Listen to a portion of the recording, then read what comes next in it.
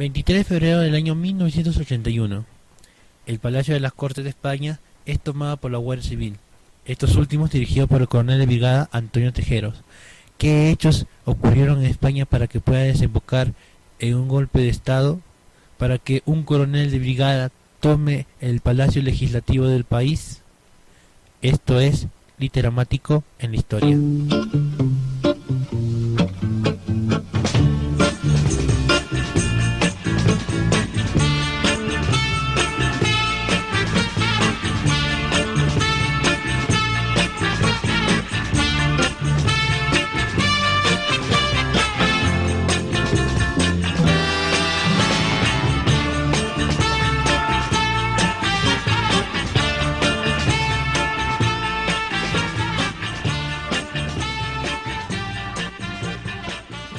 Estamos en España a principios de los años 80. Esto nos implica que España está atravesando por un periodo de transición. Pero un periodo de transición ¿de qué a qué? De un periodo de transición de la época franquista hacia la época democrática, como ahora la denominan, la que actualmente vive. Para estudiar los hechos que es nuestro tema de hoy, el golpe de Estado del año 81, tenemos que retroceder 6 años antes. Tenemos que irnos al año 1975. ¿Cuál es el hecho importante en ese año? En ese año es el año del fallecimiento de Francisco Franco. El que haya muerto Franco significa mucho.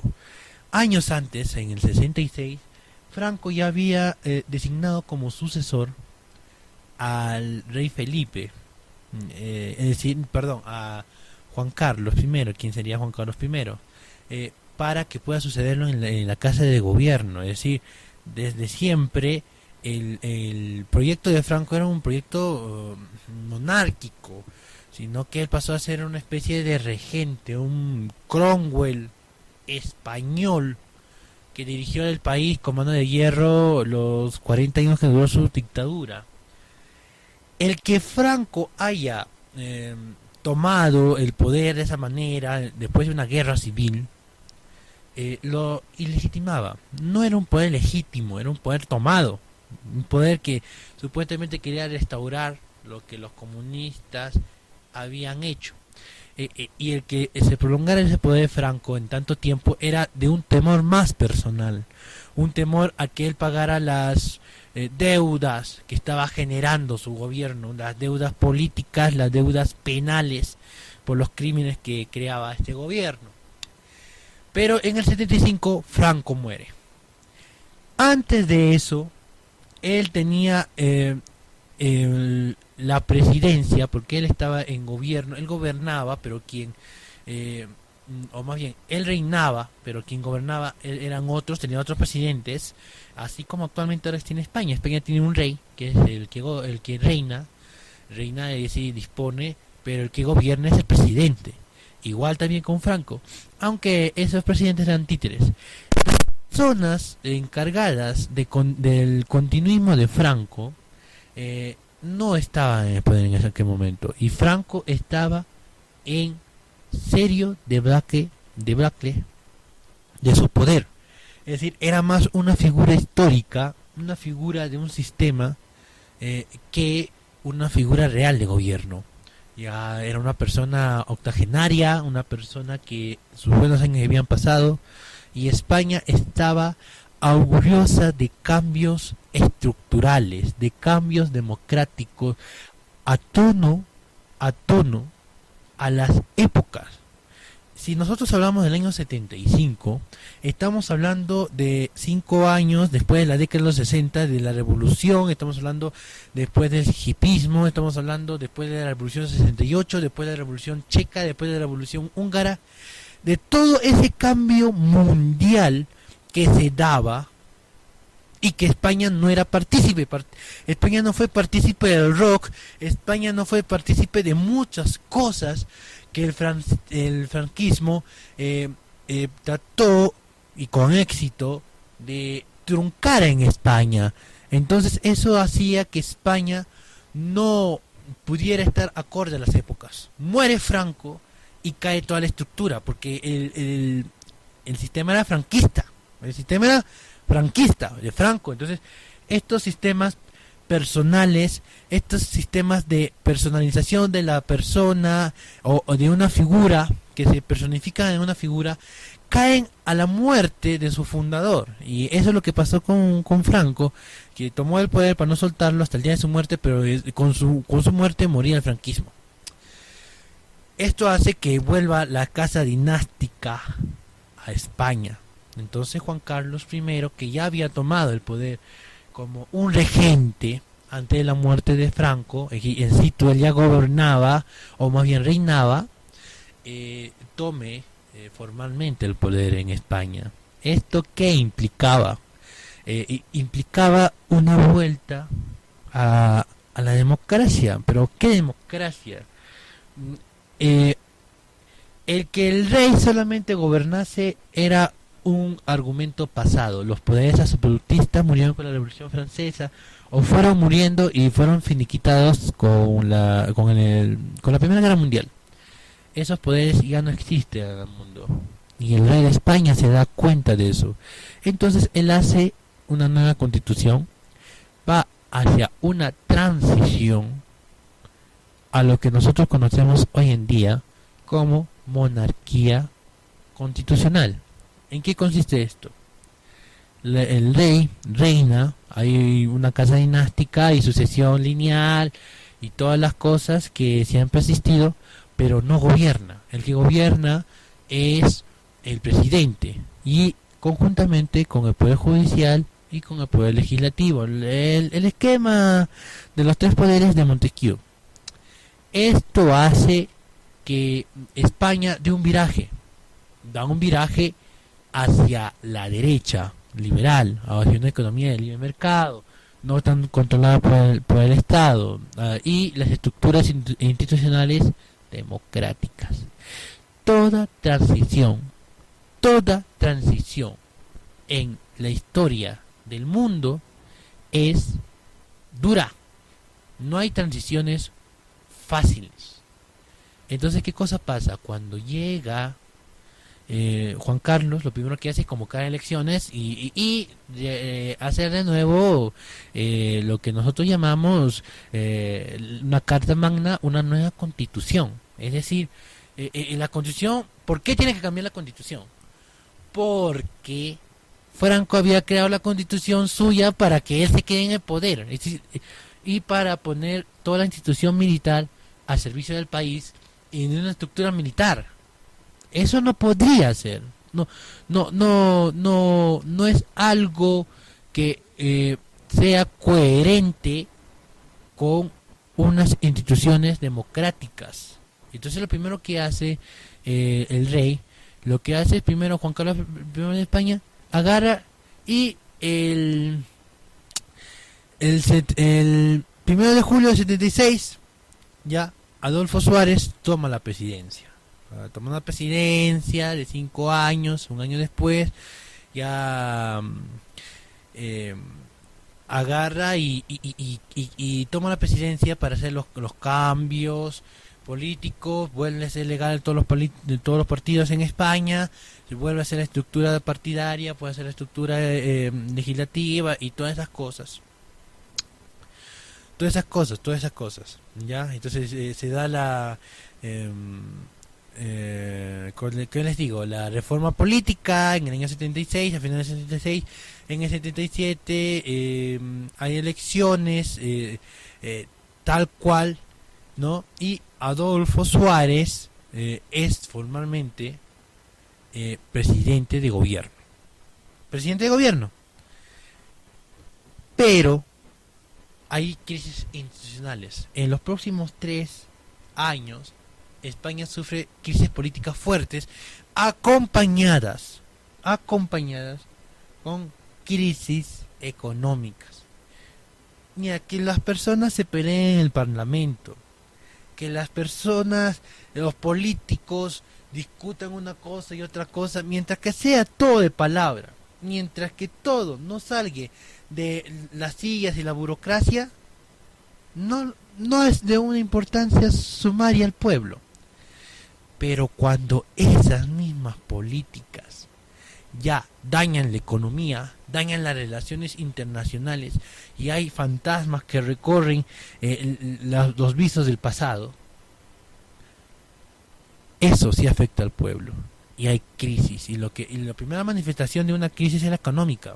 Es un país en verdad no entra en crisis hasta que la gente se ve con el problema de que no tiene que comer, ¿vale?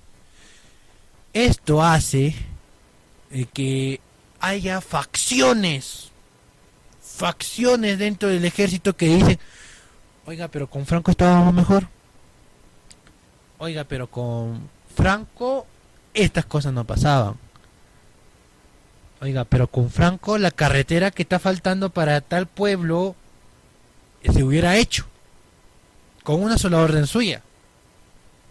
Como que con Franco no había estas cosas. Entonces quieren una regresión política. Quieren una regresión política hacia las épocas doradas del franquismo. Quieren una regresión política hacia el orden de mando jerárquico, hacia la militarización del país.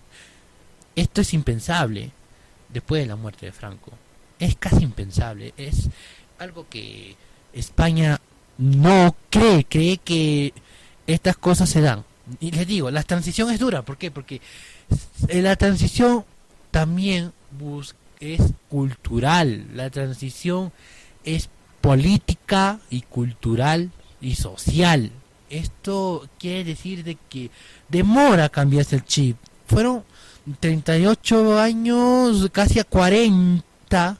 Y eso deja marca en un país, en una estructura social, en la manera en que tú ves el mundo, la manera en que tú ves la velocidad de las cosas como se hacen. Eso crea cierta confianza en cualquier persona y en cualquier país. Entonces ven que las cosas no van tan rápido como deberían. Estas personas ven que lo primero que el pueblo va a ver es el problema en su economía. Entonces esto despierta de nuevo estas ambiciones militares de que ellos son los llamados a tomar el poder hacia un poder jerárquico y que dejen de tanta política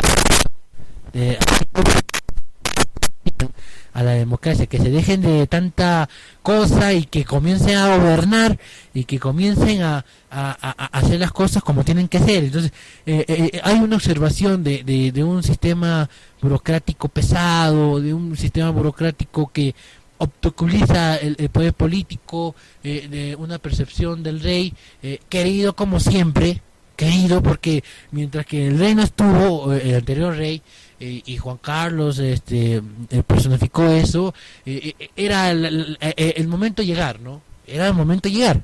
Solamente tenía que esperarles por la muerte de Franco, que duró 40 años, pero ahí era el momento de llegar. Y el rey era querido, pero se le veía como una figura decorativa, como un Felipe de la época colonial. Y España venía abajo, había perdido la España de Marruecos, es decir, una crisis política dura, una crisis económica que toda transición trae, ¿no? Las estructuras del Estado recién se acomodan y todas esas cosas. Para el año 77, estas ambiciones militares son puestas en marcha bajo la denominación de la Operación Galaxia. ¿Qué era la Operación Galaxia? La Operación Galaxia era pues un intento de golpe de Estado, en que se unen algunos almirantes, algunas personas y intentan un golpe, es decir, dan un manifiesto, no, que dicen que está prohibido algo y dan, ¿no? Ya.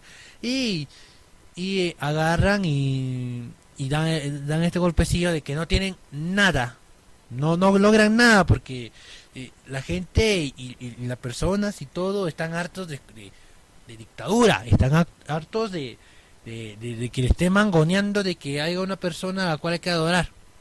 La gente está harta, la gente no quiere eso. La figura del rey en España no es la figura que tal vez imaginamos del medioevo, de que es una persona que es dada por Dios, sino la figura del rey es la figura institucional de unión del pueblo, ¿no? Que es el hombre que unifica los valores y las virtudes de todo un pueblo. Entonces no es un hombre que va a mangonear, sino un hombre más romántico, una figura más romántica. Puede ser verdad o mentira, la realidad dice otras cosas, pero no está llamado a mangonear. Entonces el pueblo de España, y con el rey incluido, que lo votaron y no volvió, porque la guerra se hizo para que volviera, la guerra civil se hizo para que volviera, y el pata no volvió, el hombre no volvió. Entonces, ¿de qué hablaba? Entonces esas cosas no le conviene ni al pueblo, ni al absolutismo monárquico, ni a la monarquía constitucional que se está haciendo, nada de esas cosas. Vale, entonces va la Operación Galaxia, no pasó nada, no pasó absolutamente nada. Eso fue en noviembre del 78, ya en verdad no pasó nada. ¿Qué cosa es lo que pasa? Como les digo, en los 80, una década donde el liberalismo está dando sus empujones en todo el mundo, donde ya Portugal se ha liberado también de su dictadura que tenía. Portugal tenía una dictadura fascista, moderada, y estaba dando unos virajes a la izquierda, derecha, pero va para la derecha. España también va para la derecha. Un contexto internacional bravo en los 80. España tiene una crisis política. ¿Por qué? Por los problemas económicos, en que no logran estar los ministros demasiado tiempo. El ministro de Cultura, Manuel Clavero, si no me equivoco, es que se llama, dimite el otro, y al final, Suárez, el presidente de gobierno, presenta su dimisión. Cuando dimites antes de las elecciones, todo lo primero que haces es va a tu vicepresidente, pero si dimite toda la plana presidencial, el que toma el poder de facto es el legislativo, que elige a uno de sus representantes para que sea el representante del poder ejecutivo hasta que se convoquen elecciones o se cumpla el periodo electoral, o bueno, todas esas cosas. ¿Qué cosa es lo que pasa? Estas crisis económicas aunadas con los problemas militares levantan las ambiciones de las personas, de las mismas personas que hacen la Operación Galaxia. Personas que propugnan la vuelta al franquismo, la vuelta a la estructura militar de la sociedad, a la vuelta a la cucufatería, a la vuelta al orden social impuesto a base del garrote, la vuelta al franquismo puro, al fascismo, que después sería denominado el mismo franquismo, o que fue denominado al principio. Esa vuelta de políticas no es aceptada por nadie. Entonces, que ellos agarren y se presenten bajo una propuesta política de elecciones es mentira. Estas cosas van de frente y al golpe, y estas cosas pues se da al golpe de Estado. Esto no se planeó en el mismo 81, esto viene desde que fracasó la Operación Galaxia, y que salen las personas y son restituidas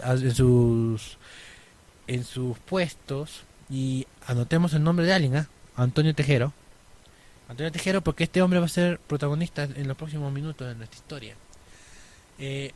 Cuando estos son destituidos no pasó nada. Entonces la idea sigue latiendo, la idea sigue siendo válida, y hay partes de la población que dicen, pues con Franco estábamos mejor, con esta persona, bueno, no teníamos libertad que decir, pues teníamos como comer, es decir, no utilizamos la boca para hablar como ahora, pero sí para comer.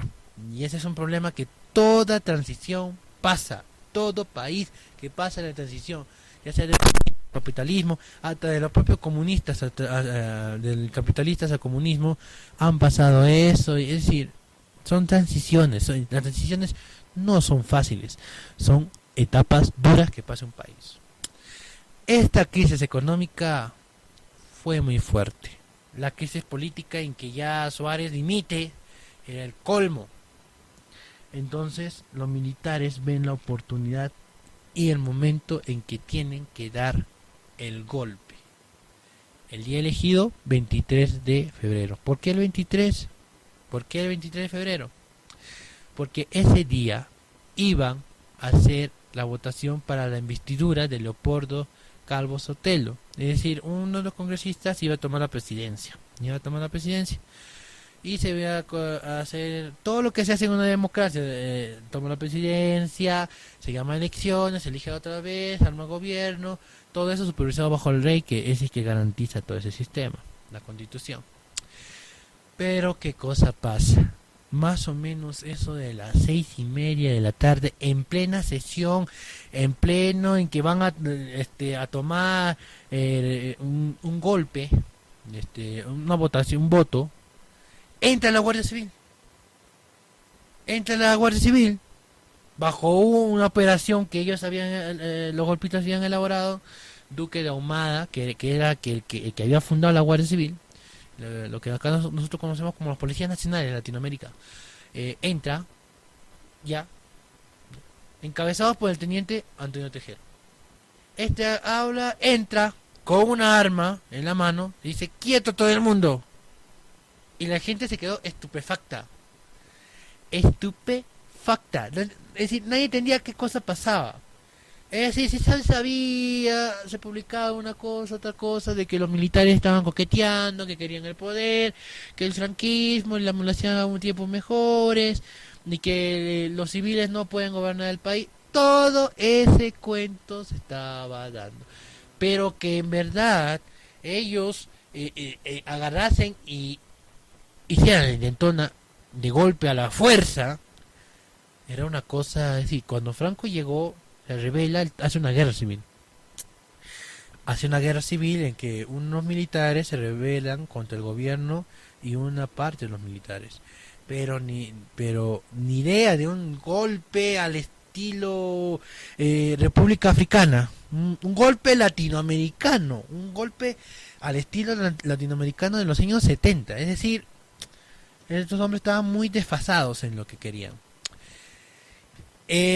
Al entrar Antonio Tejero al gobierno, ahí ordena que todo el mundo se eche al suelo, todo el mundo asustado, menos quién, el teniente general Mellano, Gutiérrez Mellano, que es vicepresidente de gobierno y militar, y aparte también era congresista, ¿no? Entonces agarra y lo ordena, pero él Tejero no, agarra, dispara al techo y qué cosa les digo, no hace caso a Gutiérrez. Es decir, inmediatamente eso pasa, que el Congreso de los Diputados, Palacio de las Cortes, es tomado por Antonio Tejero. Así de simple. Ya, nada más. Y no pasa nada más ahí. Nada más, porque ellos van a estar, Antonio Tejero, esperando a que el elefante blanco viniese a tomar el poder en España.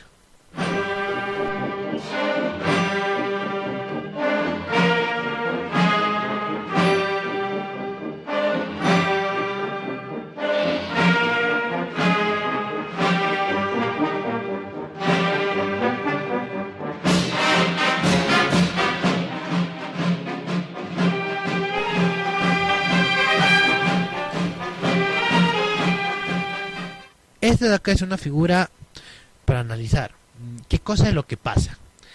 Elefante blanco, nosotros no sabemos quién es. Elefante blanco en toda en todo el juicio que se siguió en este tiempo, en las investigaciones y todo, no se sabe a quién esperaba Antonio Tejero. Es más, se sospecha que ni él mismo sabía quién es. Es decir, nada, no se sabe, ¿no? Y nunca llegó. Entonces, él toma el Palacio de las Cortes, toma el Congreso de Diputados, y las otras personas que estaban en el golpe, entre ellos el general Bosch, Milan del Bosch. Este hombre, un general de la tercera división de Valencia, saca los tanques. Les digo que hacía una toma a lo Pinochet, una toma a la brasileña, una toma a la peruana, así como Velasco que saca los tanques, igualito. Este era un golpe de estas cosas. Pero mm, habían coqueteado, hablado con los otros generales de brigada, ¿no? O generales militares de las regiones, y no estaban seguros si iban a participar o no iban a participar. El que uno de los que estaba ahí, el que estaba en esta operación del 23F o 23 de febrero del 81, era Bosch. Bosch, es más, era uno de los llamados a tomar el gobierno, ¿no? Y se sospecha que él era también el elefante blanco, el que salieran los tanques en Sevilla, que salían los soldados, la toma militar de la ciudad. Eso fue catastrófico para la población. Y acá hacemos el énfasis en la población. Este golpe en España es denominado como el golpe de las radios. Acá ya se ve el cambio generacional y la importancia de los medios de comunicación. ¿Por qué?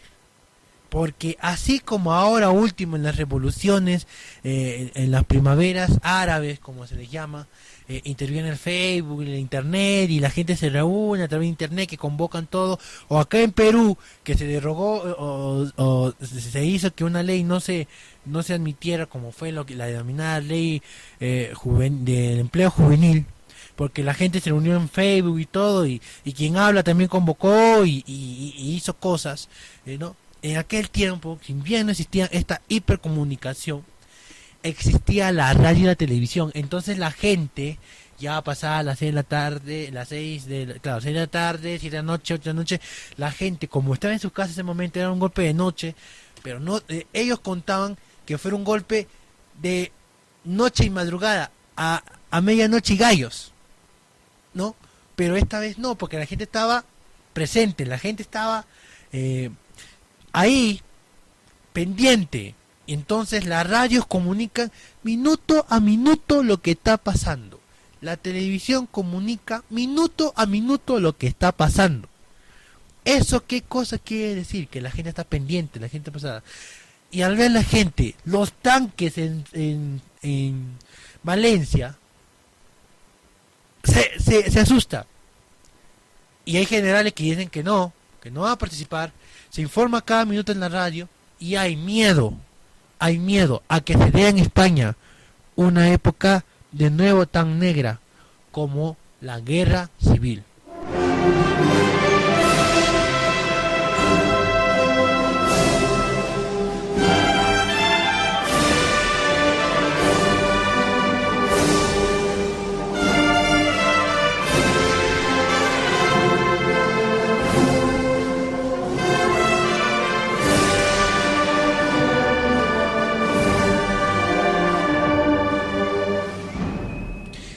En España, los regimientos son militares y tienen a sus generales, por ejemplo, la de Madrid, ¿ya? Y algunos se declararon leal al rey.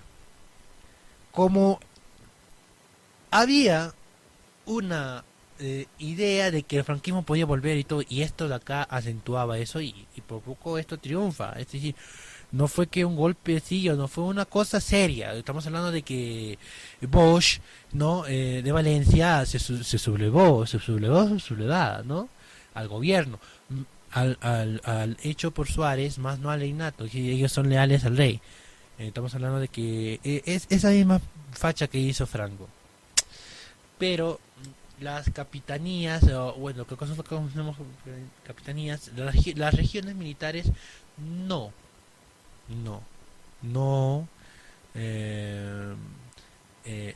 están convencidas de esto. Las que estuvieron conversaciones y esas cosas. La única sublevada es la de Jaime Milán Bosch. La única.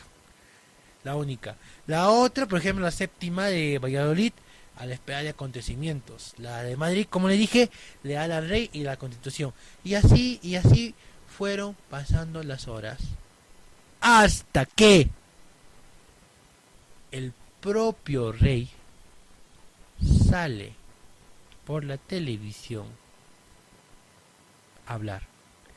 Antes de eso, desde que pasó los hechos de que toman el Palacio de las Cortes y todo, el rey se entera, comienza a llamar a las regiones militares.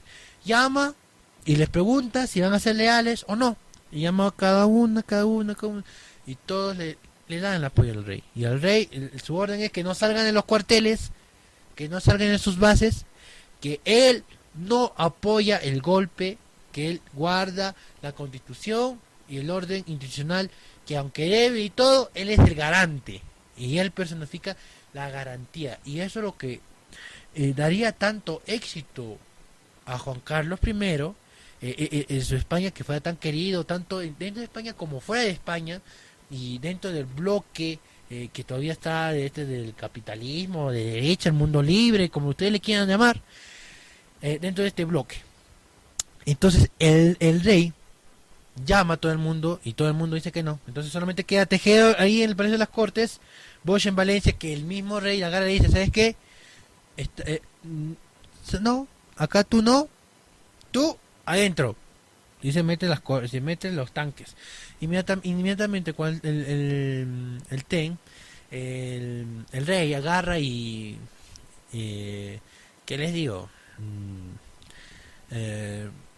Agarra y desautoriza a Milán Bosch. Mete las cosas porque los demás no habían confirmado, ninguna región confirmó. Es decir, algunos, ¿qué pasa? Si se pasa, nosotros apoyamos, espera el acontecimiento. Si una región se subleva, yo me subleo. Si no, no. Al final, a la hora, nadie se animó a apoyar esto. Era una cosa que sabía, ¿qué les digo? Echado sola. La gente no quería volver. Ellos sabían de que no iban a poder volver. Que el rey era una figura fuerte y estaba utilizando su figura como para mantener esto. Es decir, estamos en las malas, pero vale, que volver atrás no es avanzar. Volver atrás es retroceder. Y no. Entonces, el golpe desde este momento en que el rey agarra, te llaman a todo el mundo, ya está caído el golpe. Entonces, el golpe desde este momento deja de ser factible, pero se sigue desarrollando. Es decir, el golpe sigue desarrollándose. Tejero está ahí en el palacio, está tomado, y él se tendría todavía al mediodía del día siguiente. Vale, entonces, ¿qué cosa pasa? Dentro del Estado Mayor estaba el general Alfonso Almada, y sí, que era parte del golpe. Es decir, acá vamos a ponernos que Tejero, Armada y Milán del Bosch eran los golpistas, eran las personas que se iban a destinar a los gobiernos y todas esas cosas. Alfonso Almada estaba deambulando, estaba pasando y quería solamente, ¿qué les digo?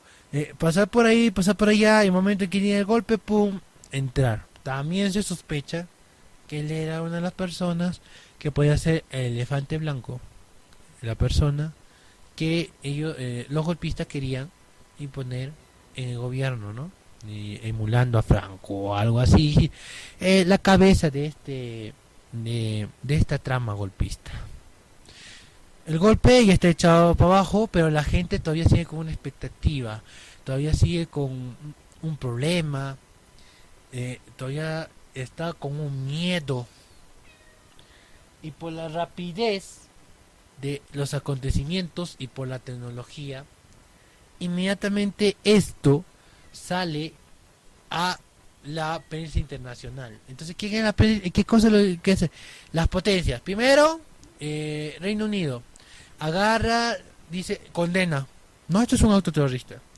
Van y le preguntan al ministro de Estados Unidos, no, le dice, ¿qué cosa era el secretario de Estado, que sería el primer ministro? Y ellos dicen que es un asunto interno de los españoles. Esto indignó, porque supuestamente el abanderado de las fuerzas libres, Estados Unidos, y que guarda la democracia y la libertad en el mundo, se lava las manos. Claro, cuando ya pasó todo eso y dice, oh gracias, España sigue por el camino de la democracia, pero ya hicieron las cosas mal, entonces España resiente aún eso. Perú, Venezuela, Colombia, democracias endebles, democracias que salieron recién ayer del militarismo, y vamos que todavía Brasil sigue y todavía España, Argentina sigue, y esas cosas condenan también esto. Todo el mundo lo condena, el Vaticano también, ¿ya? Aunque según se dice de que el Vaticano en un momento sabía que iba a pasar, que si hubiera pasado eso hubiera apoyado, que el episcopado español estaba metido, cosas que se cuentan, pero vamos acá a hablar de los hechos directos y concretos. Entonces, ¿qué cosa pasa? Cuando el rey sale, más o menos ya 12 de la noche, del 24 ya, él da un mensaje a la nación, en el cual habla de que él defiende la democracia, todo, que no habla de atrás y todas las cosas. El rey da su mensaje a la nación de la siguiente manera. Al dirigirme a todos los españoles, con brevedad y concisión, en las circunstancias extraordinarias que en estos momentos estamos viviendo, pido a todos la mayor serenidad y confianza y les hago saber que he cursado a los capitanes generales de las regiones militares, zonas marítimas y regiones aéreas la orden siguiente. Ante la situación creada por los sucesos desarrollados en el Palacio del Congreso y para evitar cualquier posible confusión, confirmo que he ordenado a las autoridades civiles y a la Junta de Jefes de Estado Mayor que tomen todas las medidas necesarias para mantener el orden constitucional dentro de la legalidad vigente. Cualquier medida de carácter militar que en su caso hubiera de tomarse deberá contar con la aprobación de la Junta de Jefes de Estado Mayor. El rey da el mensaje a la nación que hemos escuchado, y en estos momentos de la historia ya todo cayó. Millán del Bosch, ya para esta hora el rey da el mensaje y lo repiten por la radio de producción así. Ya Millán del Bosch es detenido, Armada es detenido al día siguiente, no le cayó eso de que daban vuelta por ahí y de que toma el poder. Aunque no se sabe si él es el elefante blanco. Mira, el elefante blanco acá no se esperó y nunca llegó entonces ahí también. Y Antonio Tejero ya en los juicios diría que fue traicionado, pero vamos por partes. Entonces el rey detiene a los golpistas. Antonio Tejero sabe de que estas cosas no van a ir bien, ya sabe, va soltando poco a poco a los que ha secuestrado hasta el mismo día en que él mismo se entrega, y viene viene el juicio. Ya el juicio, cuando viene el juicio condenan a las personas que estuvieron ahí. Por ejemplo, a Millán Bosch le condenaron de 30 años, a Armada otros 30, es decir, primero fue 6 y después el Tribunal Supremo, donde así como acá van las apelaciones y todas esas cosas, le hizo 30, pero fue indultado también pocos años. Tejero, el que más hizo, como se dice, Antonio Tejero, fue condenado a 30 en un principio, de que era la persona más vistosa, el que hizo todo, pero sería indultado en el 88, perdón, en el 96. ¿Ya? Miguel Machado, otro más de lo que dirigía la Guardia Civil, fue a 6 años condenado. Pero la figura central en esto es el que dio la cara, el que entró, disparó, hirió, lo poco que se hizo en esto, la figura más, el que estuvo ahí, fue Tejero. En el transcurso del juicio le preguntan a él, ¿por qué el golpe? Y él agarra y dice, ¿alguien me puede explicar lo que pasó? Es decir, las personas que estuvieron ahí, mucho se escondió, mucho se habló. ¿Para qué? Para el cuidado de la institución. Ya. Entonces, ¿qué cosa pasa? Tejero esperaba a alguien, no vino, fueron condenados.